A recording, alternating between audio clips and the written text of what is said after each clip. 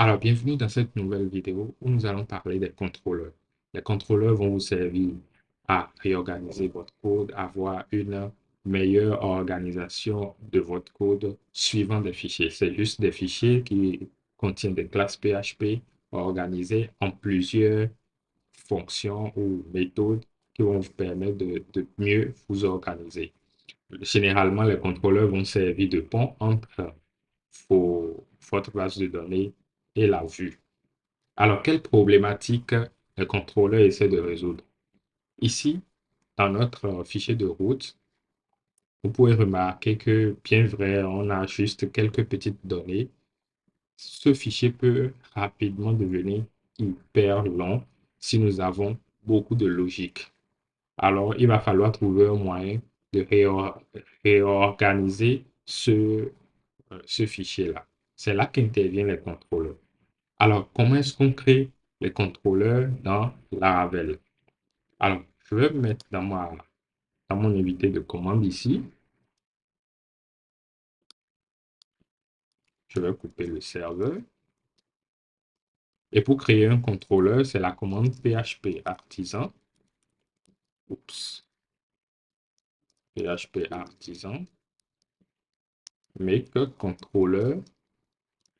Et le nom du contrôleur. Le nom du contrôleur sera généralement le, le nom que vous voulez donner à votre entité au singulier, suivi du mot-clé contrôleur. C'est une convention de Laravel qu'il faut suivre. Donc, dans notre cas, nous allons juste nommer, nous sommes en train de gérer les postes, donc post contrôleur. Voilà. Et comme vous pouvez le voir, le contrôleur a été créé dans ce dossier-là. App HTTP contrôleur. Alors, si nous nous rendons dans notre projet, nous venons dans le dossier A, le dossier HTTP et le dossier contrôleur. Nous avons bel et bien notre nouveau fichier post-contrôleur qui est créé. Alors, comme je vous l'ai dit, c'est juste une classe PHP qui hérite de cette classe contrôleur. Et cette classe contrôleur, c'est juste ce fichier que nous voyons ici, ce contrôleur.php, qui lui aussi va hériter maintenant de base controller. Et si vous regardez bien, ce base controller est dans le dossier routine. Donc, en fait, les contrôleurs vont permettre de matcher des routes, mais qui vont contenir la logique que vous voulez mettre en place. J'espère que j'ai été bien clair. Alors, comment est-ce que on utilise les contrôleurs? Alors, je suis ici dans ma route. Euh, la première chose que nous allons faire, c'est au lieu de retourner directement ceci, c'est d'utiliser un contrôleur à la place.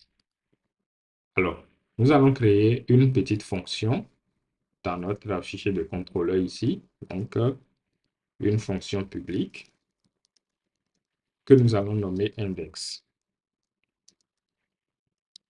Et cette fonction va retourner rien d'autre que ce que nous avons ici. Voilà.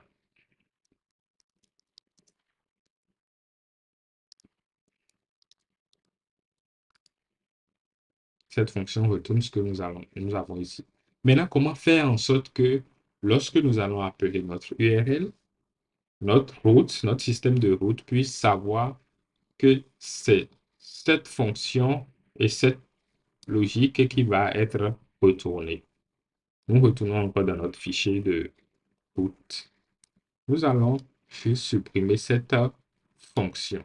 Donc, la fonction anonyme qui autrefois nous permettait d'écrire notre logique, nous allons supprimer cette fonction anonyme là. Nous n'en avons plus besoin.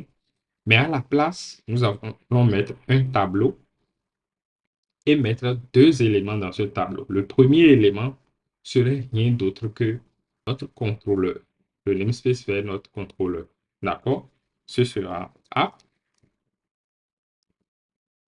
HTTP contrôleur et notre post contrôleur plus de point classe.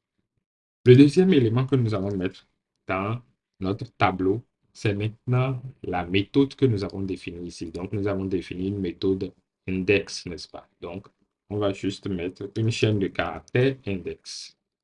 Et comme ça, tout va continuer à fonctionner.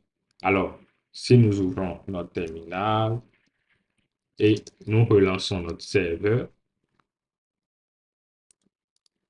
et nous venons au niveau des articles, vous voyez bien que ça fonctionne comme tout à l'heure. D'accord? Alors, nous allons faire la même chose pour notre deuxième route. OK? Nous allons créer une fonction que nous allons nommer show. OK? Et nous allons retourner exactement ce que nous avons ici. Ceci.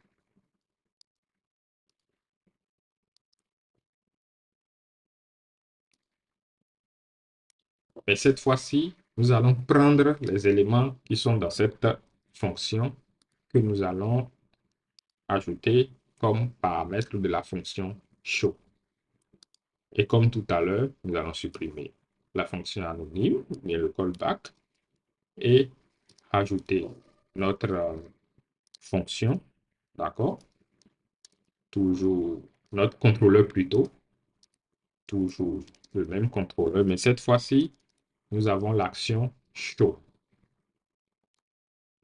Et si nous retournons encore dans notre navigateur, vous voyez que ça fonctionne encore normalement. Donc, voilà simplement comment est-ce que vous pouvez créer des contrôleurs en Laravel.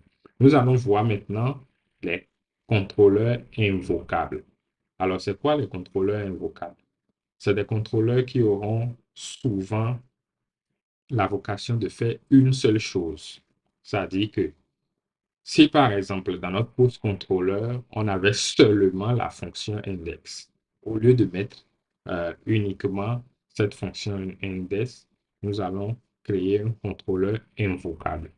Je vais plutôt vous montrer. Alors pour créer un contrôleur invocable, c'est la commande php artisan. D'abord, nous allons créer cette fonction invocable pour cette route. Alors, la route, comme vous pouvez le voir, n'exécute qu'une seule action. Nous allons appeler ce contrôleur-là le welcome controller. Nous n'aurons pas plusieurs choses à faire qu'afficher la page d'accueil de notre application ou de notre site web. D'accord? Donc, c'est un bon cas d'utilisation pour les contrôleurs invocables. Donc, PHP artisan, toujours make controller. Et cette fois-ci, le welcome controller. Et maintenant, nous allons ajouter un drapeau pour spécifier à Laravel que ce contrôleur est invocable. Donc, c'est le drapeau invocable. Donc, Laravel va créer ce contrôleur toujours dans notre dossier app http controller. Nous avons ce nouveau contrôleur, le welcome controller. Mais à la différence ici, c'est que il a déjà ajouté une fonction, le underscore invoke, pour dire que ce contrôleur est invocable. Dans cette fonction, vous pouvez déjà voir l'objet request que nous avons vu dans la vidéo précédente. Et donc, nous allons remplacer cette route-là avec notre contrôleur invocable. Nous allons copier ceci, l'ajouter, et là, nous allons ajouter notre contrôleur invocable. Maintenant, concernant les contrôleurs invocables, au lieu d'utiliser un tableau pour le deuxième paramètre, nous allons directement appeler cette classe-là. Donc, la classe de notre contrôleur. Donc, c'est toujours le app, http, contrôleur, et notre welcome controller de point classe. Et nous n'ajoutons plus rien. Laravel saura automatiquement que nous parlons d'un contrôleur invocable et va directement indexer cette fonction underscore invoke. Alors, si nous testons un peu cela, nous nous rendons sur notre page d'accueil. Nous voyons que elle s'exécute toujours aussi normalement. Donc, voilà un peu ce que nous pouvons voir par rapport au contrôleur. Une dernière chose, c'est dans la vidéo précédente, nous avons groupé nos routes. Figurez-vous que nous pouvons faire de même avec les contrôleurs. Donc, comme vous pouvez voir, pratiquement les routes toutes les routes de ce groupe ont le même contrôleur. Nous pouvons les grouper. Laravel nous permet de le faire. Et nous avons une fonction pour cela, la fonction contrôleur. Nous allons simplement ajouter ceci. Nous allons simplement ajouter ceci. Et ici, nous n'aurons plus à ajouter un tableau, mais simplement la méthode associée à cette route-là, comme cela. Et si nous nous rendons sur notre page, tout va continuer à fonctionner normalement comme tout à l'heure. Donc, voilà un peu concernant les contrôleurs. Vous pouvez créer un contrôleur avec la commande PHP Artisan Make Controller. Les contrôleurs, la convention de nommage des contrôleurs, c'est le nom de votre entité au singulier plus le mot contrôleur.